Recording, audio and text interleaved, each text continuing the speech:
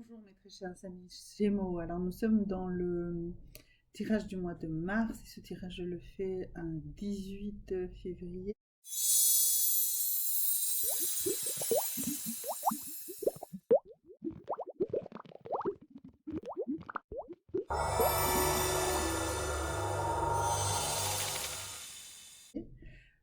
Une journée qui me paraît assez importante. Comme je l'ai peut-être conseillé à d'autres signes que j'ai tirés aujourd'hui, je voudrais que quand vous écouterez cette vidéo, vous compreniez que ce qui s'est passé entre le 18 février et la date où vous regardez la vidéo vont être des éléments très importants pour votre mois de mars à vous, les amis Gémeaux. Donc chacun de vous aura vécu des choses différentes, retiendra des éléments différents, mais ce seront les éléments qui seront les éléments complémentaires, en fait, si vous voulez, à, au tirage qui lui est général. D'accord? Alors, pour vous, mes amis Gémeaux, la première chose qui vient là tout de suite, eh bien, c'est plutôt une question d'amour, une question dans la relation sentimentale. Alors, bien sûr, il va falloir l'adapter à votre situation. Est-ce que vous êtes en couple? Est-ce que vous êtes dans un couple dysfonctionnel? Est-ce que vous êtes dans le début d'une histoire? Ou est-ce que vous êtes solitaire actuellement? Alors, on nous dit qu'il faut lâcher prise. Voilà, et c'est très simple. Pour vous, quelle que soit votre situation sentimentale aujourd'hui, la chose la plus importante à faire, c'est de lâcher prise. Lâcher prise. Voilà. Alors, lâcher prise comment? Déjà en réalisant des choses sur vous-même, en comprenant des choses par rapport à ce qui vous caractérise. Alors, première chose, vous avez une croyance limitative qui est que l'un aime toujours plus que l'autre. C'est complètement faux. Les gens aiment différemment, mais pas plus ou moins. Il y a des différences. Donc il faut vraiment lâcher prise sur le jugement de la façon dont vous aimez ou de quelqu'un vous aime. Ça, c'est vraiment super important. Il faut vraiment lâcher prise sur cette croyance limitative. C'est une croyance qui vous bloque.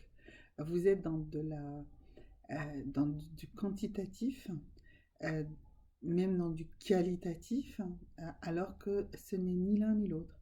Les formes d'amour sont très variées, sont très diverses. Et si vous êtes dans un couple ou que vous attendez quelqu'un, eh bien, la façon dont vous allez aimer n'est pas forcément la façon dont l'autre va aimer ou va vous aimer. Ce qu'il attend et voit de l'amour. Ensuite, vous êtes également dans une peur profonde, c'est celle de perdre de votre liberté.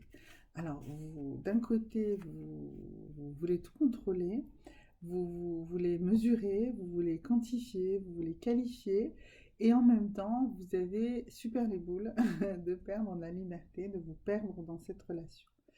Eh bien, non, vous n'avez pas à vous perdre. Une relation amoureuse n'est pas une relation dans laquelle on se fond, on disparaît dans l'autre ou avec l'autre. C'est quelque chose où vous restez vous-même et où vous devez toujours rester vous-même. Alors, justement, par rapport à ça, on va creuser un petit peu plus. Quels sont les éléments par rapport aux autres que vous devez conserver pour rester justement vous-même, pour rester le plus vous-même possible? Euh, Alors, ne montez pas de dossier et contrat sacré. Alors, ce sont deux cartes très intéressantes. Le contrat sacré, c'est quoi? Ça veut dire que pour ceux qui comprennent, qui ressentent que leur relation dans laquelle ils sont actuellement n'est pas la bonne, eh bien, il faut prendre la peine d'expliquer à l'autre de partir, de la nécessité de rompre cette situation. Donc ça, c'est une chose qui peut être nécessaire. Et ici, ne montez pas les dossiers, ça veut dire n'allez pas rechercher des vieilles rancunes, ne montez pas en épingle la moindre petite dispute, ne faites pas tout ça parce que justement, ça, vous alimentez ici cette idée de que l'un aime plus que l'autre, donc vous êtes tout le temps dans cette quantification, dans cette qualification de votre relation, de ce que l'autre donne, de ce que vous avez fait, etc. Donc arrêtez de faire ça. Arrêtez de faire ça parce que c'est ça qui sape votre relation ou qui vous empêche d'avoir une relation. Ensuite ici, la perte de liberté et le contrat sacré. Alors, chose très importante, vous avez peur de perdre la liberté. Donc du coup, vous estimez que partir, c'est un échec Parce que, en fait, vous pensez que vous n'êtes pas assez libre et vous pensez que c'est parce que vous avez peur de ne pas être assez libre que vous allez partir. Mais non, faites le bilan de la réalité des choses et si le contrat sacré est rompu, si l'accord que vous estimiez, vous, être quelque chose d'important dans votre relation, s'il y a des éléments qui font que cette relation ne peut plus fonctionner, eh bien, arrêtez cette relation. Ça peut être très important. Alors, au fond de vous, quel est l'élément de votre vraie nature, de votre nature profonde, que vous devez absolument voir ici, comment faire pour voir au fond de vous et avancer. Avancer toujours.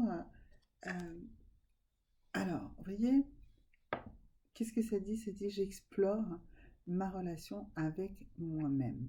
Alors, je n'ai pas encore tiré pour vous la carte de la charge mentale pour ce mois de mars, donc on va le faire et ça va me donner un socle encore plus large pour mieux expliquer cette carte de relation avec vous-même. Donc ici on voit que vous, la charge mentale, c'est la recherche de la satisfaction. Vous voulez être satisfait, vous voulez satisfaire tout le monde. Or, cela n'est pas possible. Vous ne pouvez pas être parfait, vous n'êtes pas parfaite. Et en fait, ce que vous avez besoin de faire, c'est de comprendre d'où vient cette relation que vous avez avec vous-même assez toxique, assez nocive, qui signifierait qu'il faudrait que tout soit toujours parfait, satisfait, que tous les besoins sont satisfaits, que toute chose se soit accomplie. Voilà, ça vient de quelque part. Et ça c'est votre relation à vous-même. Vous n'avez pas assez de compassion, pas assez de tolérance envers vous-même. Vous voulez toujours que les choses soient parfaites, oui, parce que la satisfaction, ça voudrait dire que tout est rempli, qu'il n'y a pas de creux, qu'il n'y a pas de manque. Or, les creux et les manques, c'est la vie. La vie est un déséquilibre permanent et donc c'est quelque chose qui est là et que vous avez besoin aussi d'explorer, de comprendre. Un creux, un manque ou un trop-plein également. C'est quelque chose que vous devez explorer, que vous devez comprendre. Parce que votre insatisfaction vient en fait de votre incapacité justement à accepter certaines frustrations, à accepter certaines choses, à accepter la transition de certaines choses. D'accord?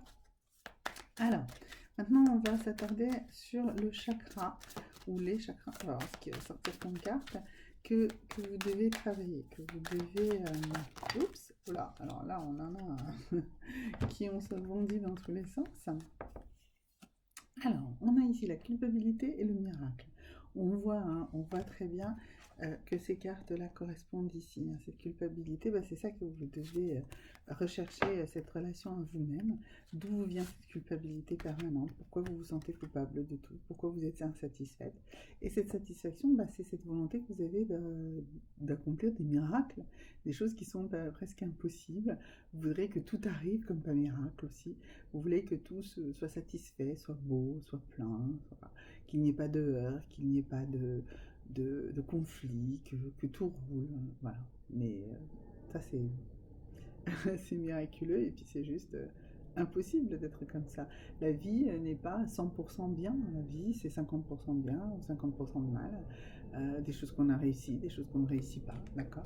Et des choses pour lesquelles, effectivement, on peut avoir l'impression d'être coupable, mais pourquoi rester dans cette culpabilité? Vous devez creuser ça, vraiment creuser ça. Alors, ici on est dans deux chakras, on est dans le deuxième et dans le troisième chakra. Donc on est dans le chakra sacré et on est dans le chakra solaire. Alors, sur le chakra solaire, eh bien, une fois de plus, la citrine me paraît une pierre absolument à travailler. La citrine, mais aussi une deuxième pierre jaune. Une deuxième pierre jaune. Attendez que je retrouve la pierre jaune avec laquelle vous devrez travailler. Et ça va être tout simplement une jaspe abeille ou une jaspe bourdon. Donc, c'est une pierre qui est sortie des profondeurs volcaniques de l'île de Java, en Indonésie. Sa belle couleur jaune provient de l'arsenic et du soufre. Il faut donc la garder emballée sans contact prolongé avec la peau. Ça, c'était les choses très très importantes. Donc, pour si vous avez cette jaspe abeille ou bourbon. C'est une pierre de purification intense, aussi bien émotionnelle que corporelle. Elle va vous aider à prendre davantage conscience de vos problèmes et à savoir les résoudre. Donc ça, c'est la pierre qui va, avec la citrine, ici travailler justement sur troisième chakra, sur le chakra solaire, et qui va justement vous libérer en fait de cette insatisfaction permanente qui est ici figurée par cette carte de la charge mentale de la satisfaction. Donc il faut tout satisfaire. Vous allez réussir à comprendre pourquoi vous avez tellement ce besoin viscéral de faire tout lisse, tout bien. Parce qu'en fait, vous voulez camoufler des problèmes. Vous ne les résolvez pas, vous ne voulez juste enlever que les symptômes et vous n'allez pas chercher la raison du mal. Et donc ça, il va falloir le faire. Et ça, il va falloir le faire à travers ici ce chakra solaire. Ok. Ensuite, sur le deuxième chakra, sur le chakra sacré, donc, et sur la culpabilité, on va être plus sur la partie sexualité ou sensualité, je pense, et sur un problème de manque de confiance en vous. Alors, donc, je voudrais que vous travailliez sur du corail, euh, et donc, vous allez elle va vous permettre en fait, cette pierre, de travailler à la fois sur le chakra racine et sur le chakra sacré, parce qu'il vous faut vraiment que vous reboostiez les énergies vitales de votre organisme et que vous repoussiez les énergies négatives. Elle va vous donner également confiance. Donc là, avec du corail, voire avec du corail renforcé. Voilà, donc si vous voulez travailler sur ce chakra-là, si vous voulez travailler de manière plus douce, à ce moment-là, vous allez prendre de la calcite orange. Donc, elle va vous redonner le moral, le sourire, la joie de vivre, la convivialité. C'est une pierre de relation avec les anges. Elle va vous aider à dépasser vos habitudes. Vous voyez? Donc là, comme il faut travailler vraiment sur cet arrêt de cette sensation de culpabilité et que vous exploriez votre relation avec vous-même avec plus de compassion, de gentillesse et d'attention à vous-même, plus de bienveillance envers vous-même, et bien ça, vous allez le faire avec une calcite orange. D'ailleurs, je vous recommande vraiment de travailler la calcite orange en méditation active. Et donc, alors vous pouvez choisir des méditations existantes, mais pourquoi aller chercher des choses que quelqu'un d'autre va vous produire? Allez chercher plutôt un texte qui vous plaît peut-être si vous n'avez pas votre propre idée de texte et adaptez-le, mettez-y vos pensées et surtout si vous avez travaillé sur cette histoire de culpabilité, eh bien faites une méditation pour enlever vos culpabilités, pour vous déculpabiliser. C'est de cette manière que vous accepterez beaucoup plus facilement le manque de satisfaction permanente, parce que c'est l'état normal. On n'est pas satisfait à 100% tout le temps, d'accord?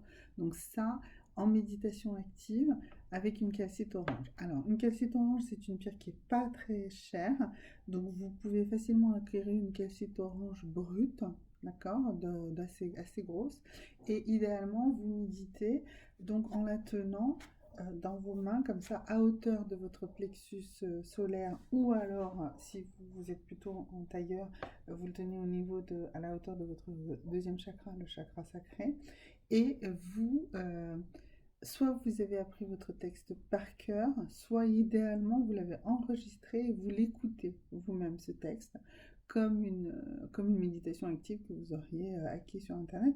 Mais là, c'est vous parlez à vous-même.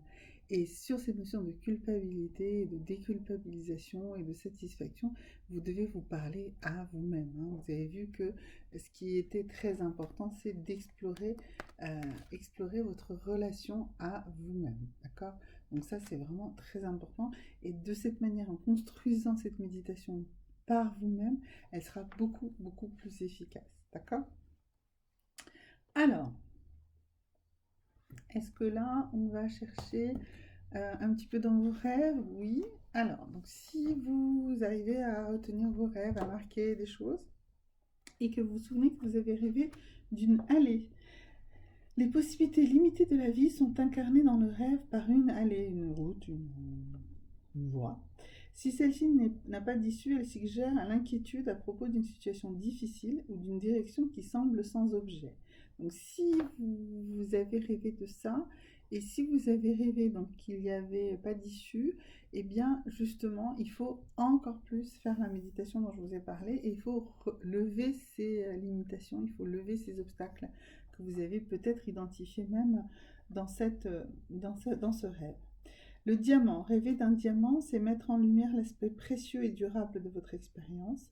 Parfois, cette pierre précieuse désigne les facettes de la nature humaine, attirées par le côté matériel des choses. Alors, donc là, le diamant, c'est clairement lié avec votre besoin de satisfaction.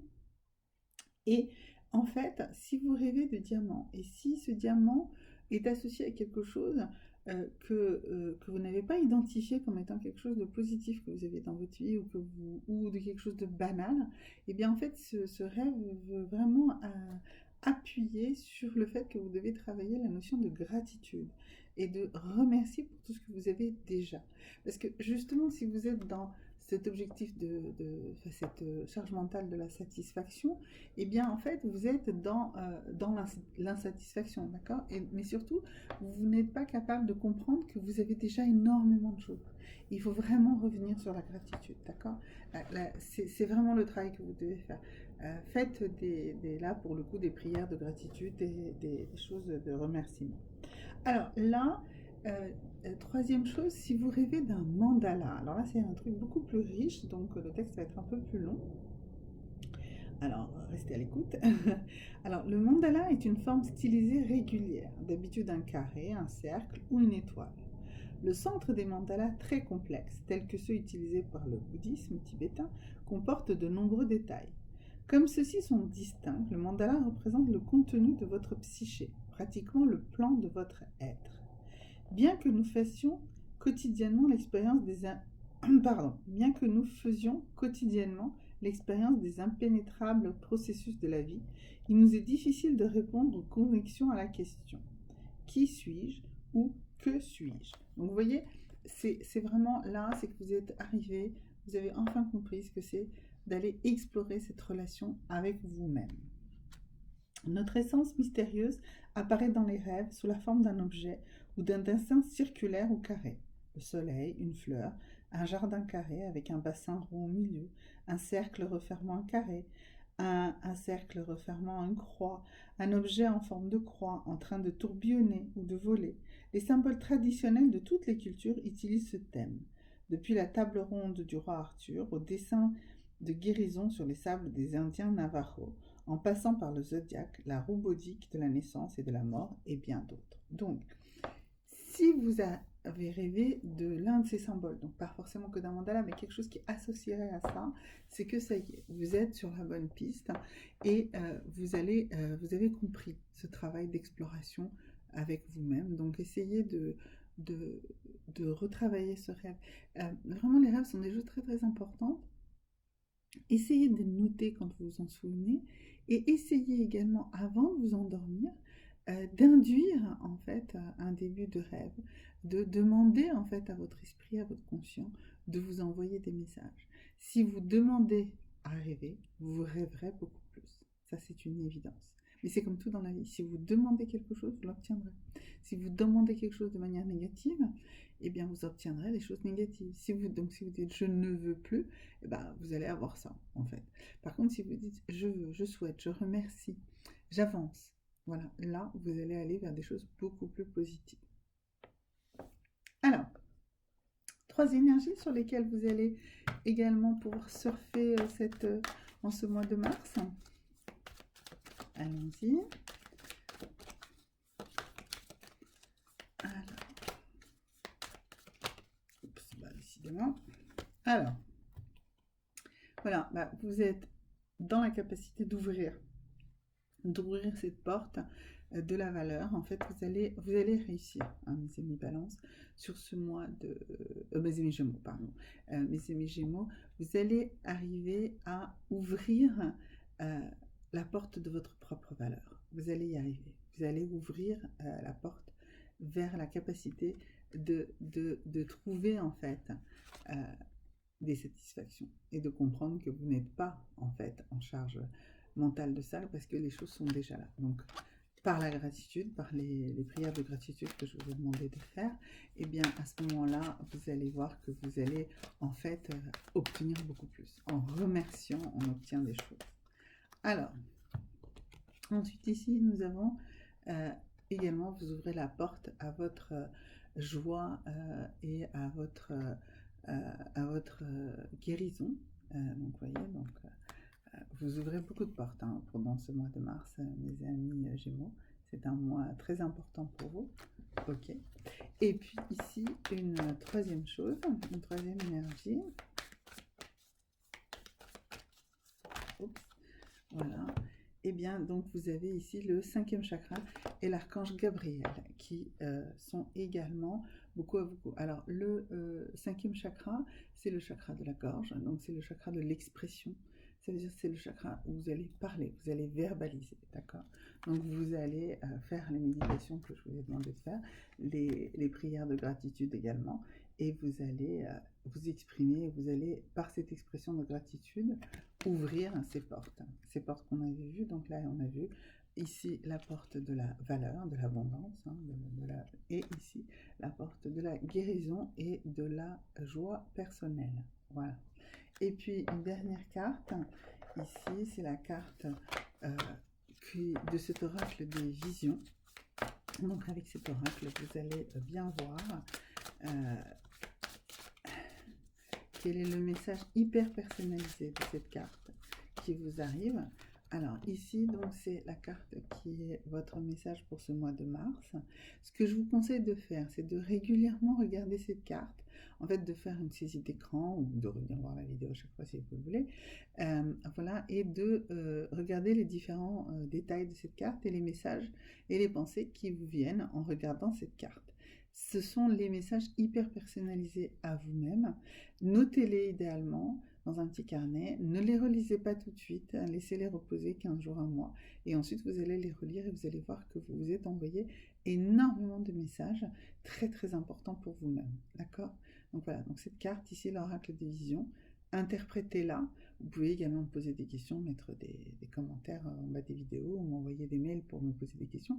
Mais l'objectif de cette carte, c'est vraiment que vous l'interprétiez vous-même et surtout à différents moments. D'accord? Voilà. Et notez et relisez-vous plus tard pour comprendre ce que cette carte vous a envoyé comme message hyper personnalisé. Voilà mes amis Gémeaux. À très bientôt. Au revoir.